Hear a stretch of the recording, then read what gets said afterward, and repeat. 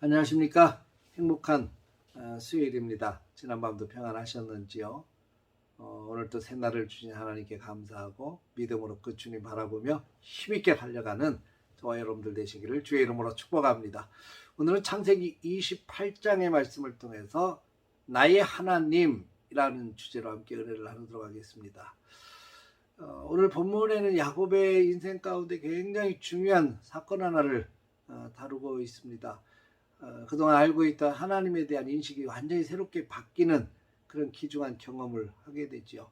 그동안 야곱이 알고 있던 하나님은 조상의 하나님입니다. 아브라함과 함께 하셨던 하나님, 아버지 이삭과 함께 하셨던 그 하나님을 야곱은 알고 있지요.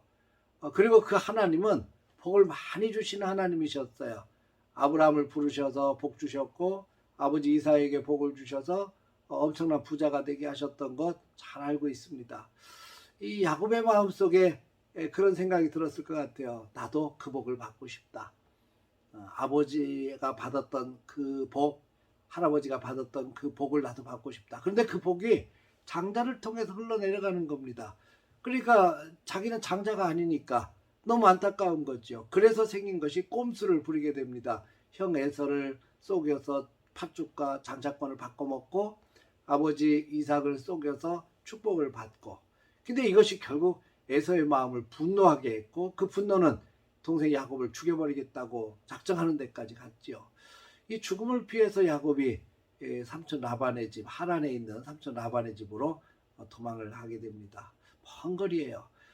처음으로 야곱이 집을 떠나서 삼촌 라반의 집으로 도망가다가 광야에서 첫날 밤을 지나게 됩니다. 그 첫날 밤을 지내면서 아무것도 없잖아요. 뭐 하늘을 이불 삼아 돌을 베개 삼아 누워서 잠을 자다가 사닥다리의 꿈을 꾸게 되죠. 근데 이 사닥다리의 꿈을 통해서 야곱에게 하나님이 다가오셨는데 정말 중요한 건 그런 것 같아요. 꿈을 꾸는 것도 중요하지만 그 꿈 앞에서 내가 어떤 깨달음을 얻는가가 가장 중요합니다. 어떻게 내가 깨닫는가. 예수님 당시에 예수님께서 수많은 기적을 보여주셨지 않습니까? 안전뱅이도 일으켜 세우시고 소경도 눈을 뜨게 하고 문둥병자도 고치시고 또 안식일에는 손 마른 사람도 고쳐주셨고 죽은 자도 살려주셨어요. 근데 그 수많은 사건들을 목격한 사람들, 그 기적을 본 사람들 가운데 바리새인도 있었고 사두개인들도 있었고 서기관들도 있었어요. 눈으로 목격한다고 해서 그것이 다 은혜가 되고 또 깨닫지 않습니다. 깨닫는 사람만이 은혜를 받을 수 있고 깨달은 사람만이 변화받을 수 있거든요. 근데 아무리 그런 역사의 현장에 서 있었어도 그걸 눈앞에서 지켜봤어도 깨닫지 못하는 그 사람들은 결국 예수님을 십자가에 못 박으려고 하는 엉뚱한 짓을 하고 말지 않습니까? 이 야곱이 사닥다리의 꿈을 꾼 건 정말 귀한 거죠.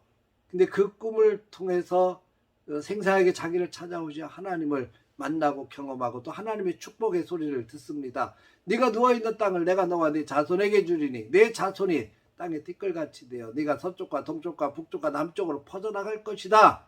땅의 모든 족속이 너와 내 자손으로 말미암아 복을 받을 것이다. 내가 너와 함께 있겠다. 네가 어디로 가든지 너를 지켜주겠다. 엄청난 약속의 말씀을 듣습니다.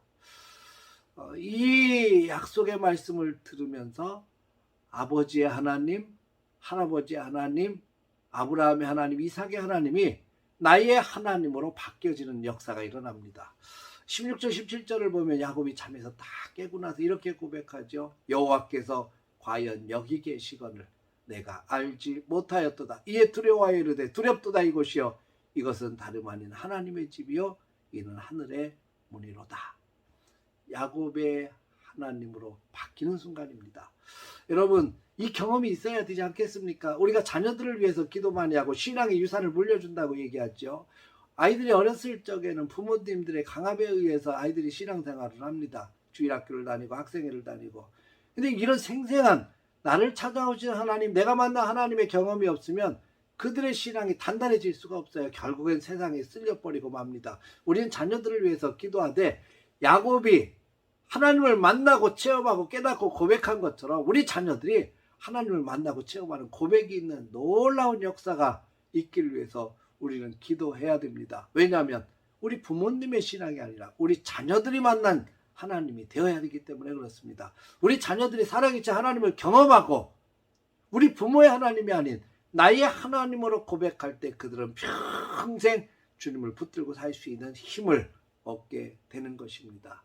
사랑하는 성도 여러분, 오늘 아침에는 우리 기도할 것이 많이 있겠지만 특별히 자녀들을 위해서 기도합시다. 자녀들이 하나님을 만나고 체험하는 경험이 있게 해주십시오.